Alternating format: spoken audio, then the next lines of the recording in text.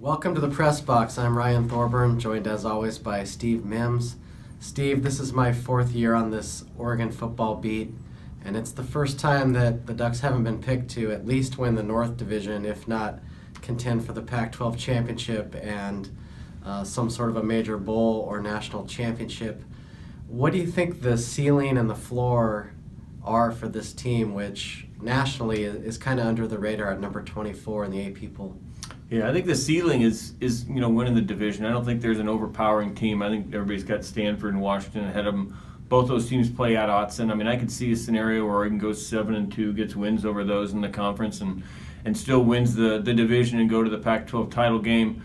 The floor, that probably comes down to this defense and Dakota Prukop. If Prukop's what we think, the offense should be good enough to at least somewhat overcome a struggling defense that we've seen in the last couple of years. But if this defense is even worse than last year, then you could be looking at a scenario where this is a 4-5 team in the conference and 6-6 overall. Well, let's start with the quarterback spot. The Ducks have hired David Yost from, former Missouri offensive coordinator, was at Washington State under Leach the past couple of years. He's their quarterback whisperer. Dakota Prukop, another Big Sky guy from Montana State, a dual threat quarterback, very successful. An interesting storyline is behind Dakota is Justin Herbert, Sheldon High, three-sport star.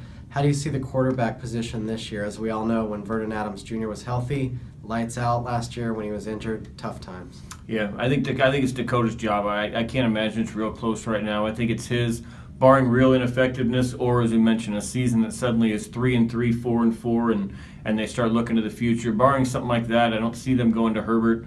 But people are really surprised that Herbert's gotten the job, but as a true freshman. But you look at the Pac-12 last year, we saw Josh Rosen, Jake Browning, a couple of the top quarterbacks last year play as true freshmen. So this idea of playing a true freshman quarterback would be a little bit unfamiliar territory for Oregon in recent years, but not necessarily around the country or even the Pac-12. Yeah, I see Justin playing against UC Davis in the second half. I think the thinking that they have is, why not get Herbert or Terry Wilson some action this year, so next year they're not, totally new to the starting to the college football world. And I think that's a smart play. You got to think ahead in these situations. Prukop's going to be surrounded by elite talent, wide receivers, 6 to 8 people deep. Running back Royce Freeman, tight ends, 3 seniors. What do you see this offense, just business as usual for Oregon, or will it have more of a Mariota-like feel considering he's a read option guy?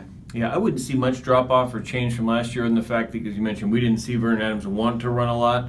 I think that's an element that comes back in. I'm not going to put him in the Mariota range for kind of his ability to pitch out and find holes, but I think we'll see more of that. But as you mentioned, when you've got when Devin Allen's ready to go, when Darren Carrington's ready to go, you throw in Nelson, Stanford, Taj Griffin, the rest of them. I think Prukop will be pretty excited to stand back there and throw the ball a little bit, plus add in the tight ends, hand the ball to Freeman.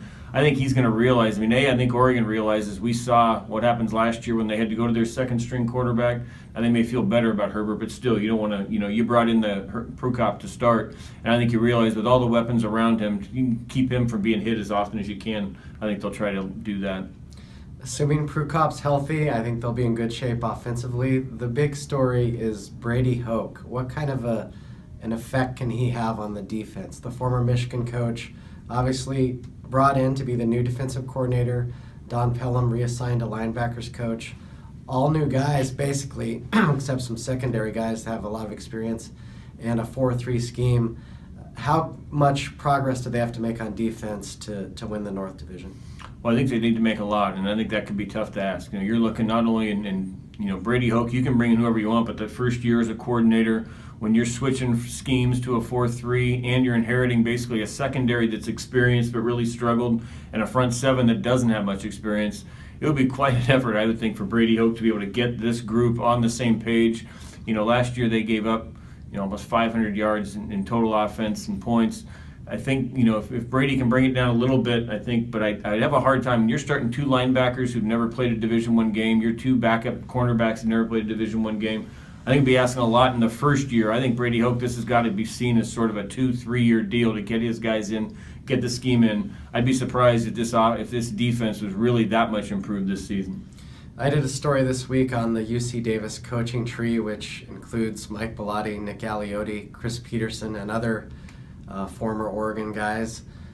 Beyond that, there's not a lot to write about with UC Davis, but you did talk to their coach, Ron Gould. He's had 77 points put on the board by Dakota Prukop when Prukop was at Montana State.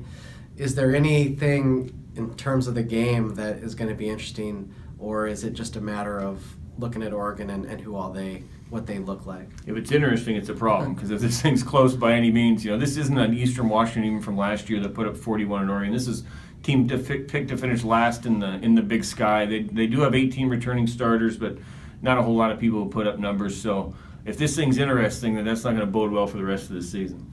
All right, well, we'll talk about it afterwards. Thanks for tuning in, and welcome back, football.